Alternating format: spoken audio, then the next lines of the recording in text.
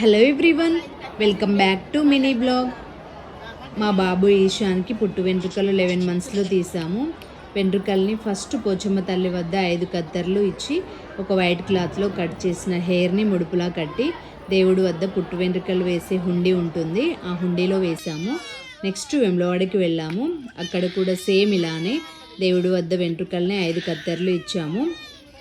వెమ్లవాడలో మా బాబు ఎన్ని కేజెస్ ఉన్నాడో అన్ని కేజెస్ బెల్లంని జోకిచ్చాము. తర్వాత తిరుపతికి వెళ్ళి మొత్తం హెయిర్ అక్కడే ఇచ్చి గుండు చేయించాము. గుండు చేసేటప్పుడు చాలా ఏడ్చాడు ఈశాన్. ఈ వీడియో చూస్తున్న వాళ్ళు ఇంకా నా ఛానల్ని సబ్స్క్రైబ్ చేయకపోతే please do subscribe my channel. Thank you so much for watching.